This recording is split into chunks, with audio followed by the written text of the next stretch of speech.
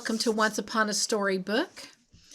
We are continuing to read Anne of Green Gables, and today we are reading Chapter 10, Anne's Apology. Marilla said nothing to Matthew about the affair that evening, but when Anne proved still refractory the next morning, an explanation had to be made to account for her absence from the breakfast table. Marilla told Matthew the whole story, taking pains to impress him with a due sense of the enormity of Anne's behavior. "It's a good thing Rachel Lynde got a calling down. She's a meddlesome old gossip," was Matthew's consolatory rejoinder. "Matthew Cuthbert, I'm astonished at you. You know that Anne's behavior was dreadful, and yet you take her part. I suppose you'll be saying next that she oughtn't to be punished at all." "Well, now, no, not exactly," said Matthew uneasily. "I reckon she ought to be punished a little. But don't be too hard on her, Marilla. Recollect she hasn't ever had anyone to teach her right. You're going to give her something to eat, aren't you?" "When did you ever hear of me starving people into good behavior?" demanded Marilla indignantly. "She'll have her meals regular, and I'll carry them up to her myself, but she'll stay up there until she's willing to apologize to Miss Lynde, and that's final, Matthew." Breakfast, dinner, and supper were very silent meals, for Anne still remained obdurate. After each meal, Marilla carried a well-filled tray to the east gable and brought it down later on, not noticeably depleted. Matthew eyed its last descent with a troubled eye. Had Anne eaten anything at all? When Marilla went out that evening to bring the cows from the back pasture, Matthew, who had been hanging about the barns and watching, slipped into the house with the air of a burglar and crept upstairs. As a general thing, Matthew gravitated between the kitchen and the little bedroom off the hall where he slept. Once in a while he ventured uncomfortably into the parlor or sitting room when the minister came to tea, but he had never been upstairs in his own house since the spring he helped Marilla paper the spare bedroom, and that was 4 years ago. He tiptoed along the hall and stood for several minutes outside the door of the east gables before he summoned courage to tap on it with his fingers and then opened the door to peep in. Anne was sitting on the yellow chair by the window, gazing mournfully out into the garden. Very small and unhappy she looked, and Matthew's heart smote him. He softly closed the door and tiptoed over to her. "Anne," he whispered, as if afraid of being overheard, "how are you making it, Anne?" Anne smiled wanly. "Pretty well. I imagine a good deal, and that helps to pass the time. Of course it's rather lonesome, but then I may as well get used to that." Anne smiled again, bravely facing the long years of solitary imprisonment before her. Matthew recollected that he must say what he had come to say without loss of time, lest Marilla return prematurely. "Well now, Anne, don't you think you better do it and have it over with?" he whispered. "It'll have to be done sooner or later. You know, for Marilla's dreadful determined woman. Dreadful determined, Anne. Do it right off, I say, and have it over." "Do you mean apologize to Miss Lynde?" "Yes, apologize. That's the very word," said Matthew eagerly. "Just smooth it over, so to speak. That's what I was trying to get at."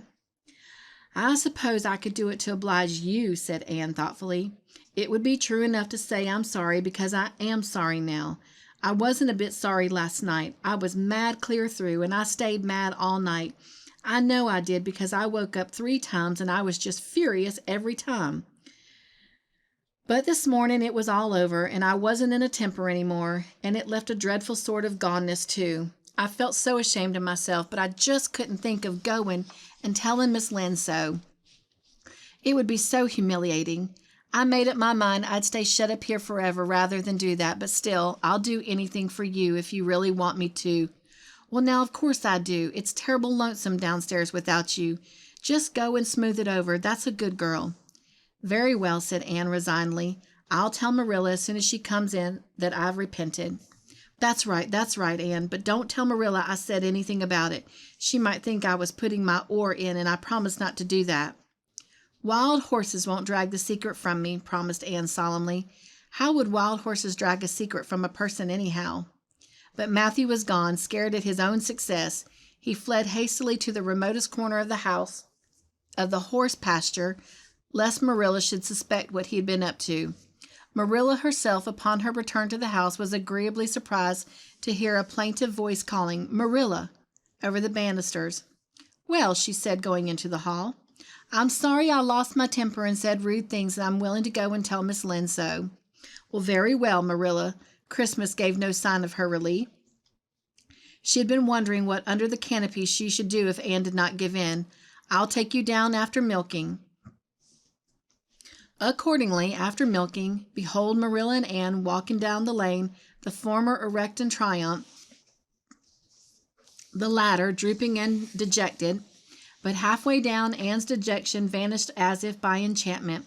She lifted her head and stepped lightly along, her eyes fixed on the sunset sky, and an air of subdued exhilaration about her.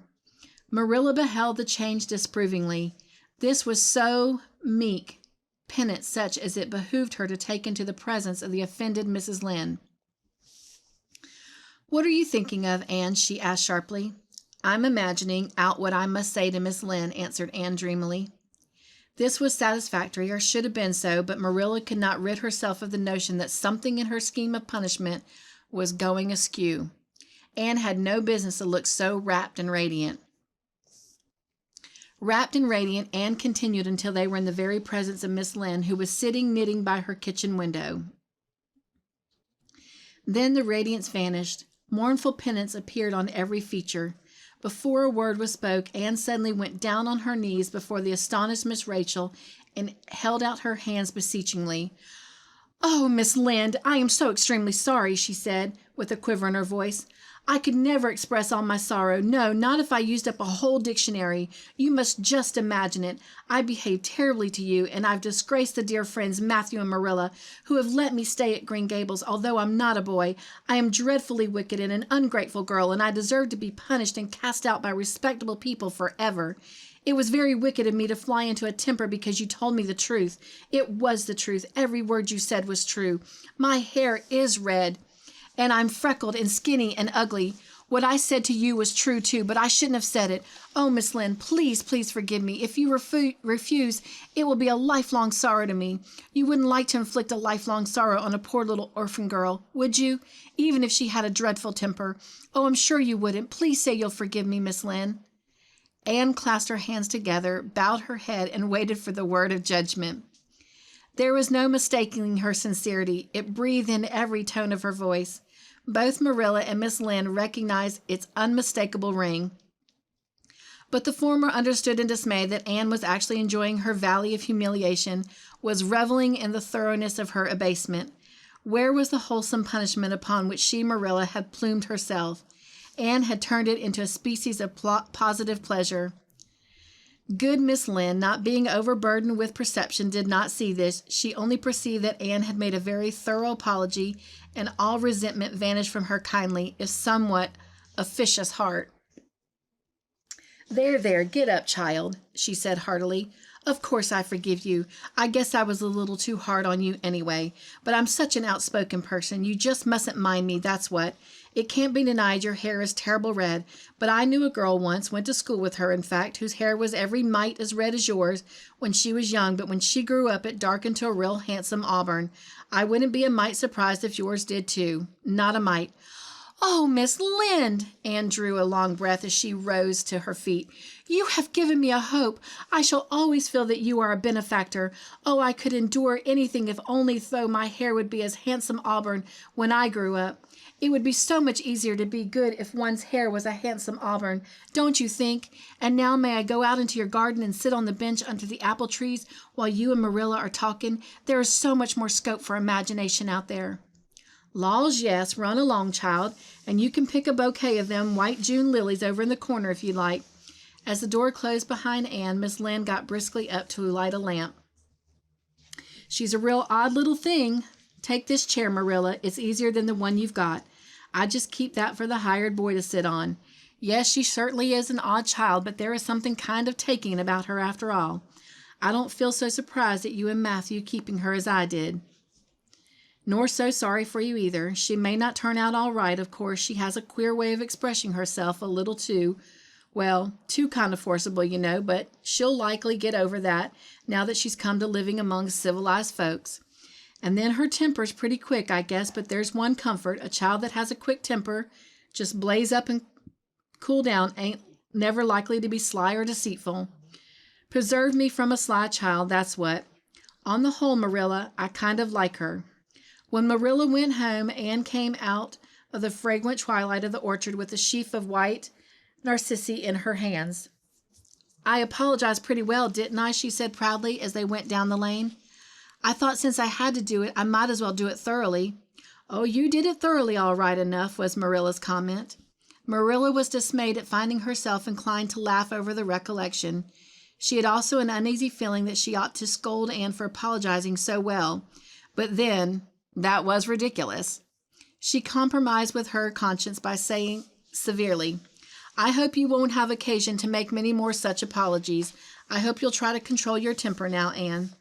"That wouldn't be so hard if people wouldn't twit me about my looks," said Anne with a sigh.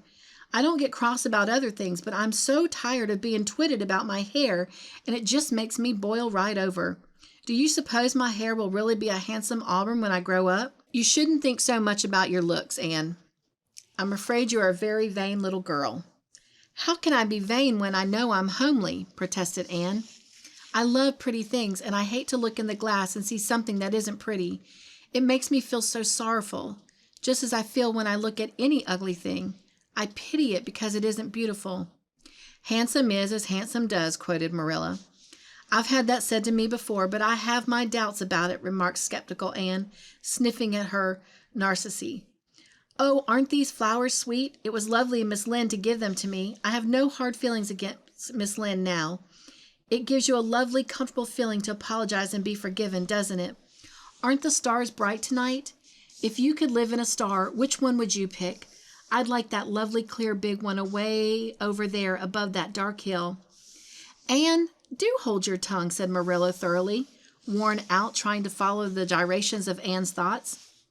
Anne said no more until they turned into their own lane. A little gypsy wind came down in to meet them, laden with the spicy perfume of a young dew-wet fern. Far up in the shadows a cheerful light gleamed out through the trees from the kitchen at Green Gables. Anne suddenly came close to Marilla and slipped her hand into the older woman's hard palm.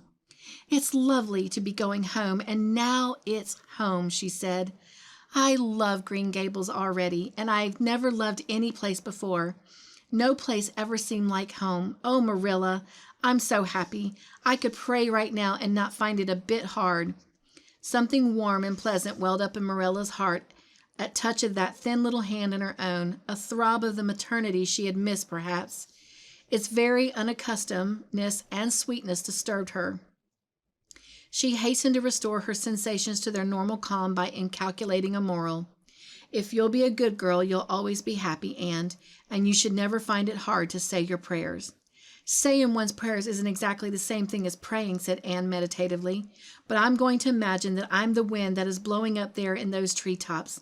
When I get tired of the trees, I imagine I'm gently waving down here in the ferns, and then I'll fly over to Miss Lynde's garden and set the flowers dancing, and then I'll go with one great swoop over the clover field, and then I'll blow over the lake of shining waters and ripple it all up into little sparkling waves. Oh, there's just so much scope for imagination in a wind, so I'll not talk any more just now, Marilla." "Thanks be to goodness for that," breathed Marilla, in devout relief. Well, thank you for joining me for this Once Upon a Storybook with Anne of Green Gables. Hope you enjoyed it. I look forward to joining you again next week with a new chapter. And until then, be joyful, stay crafty in your own way, make your own joyful creations. And remember, friends, you are loved.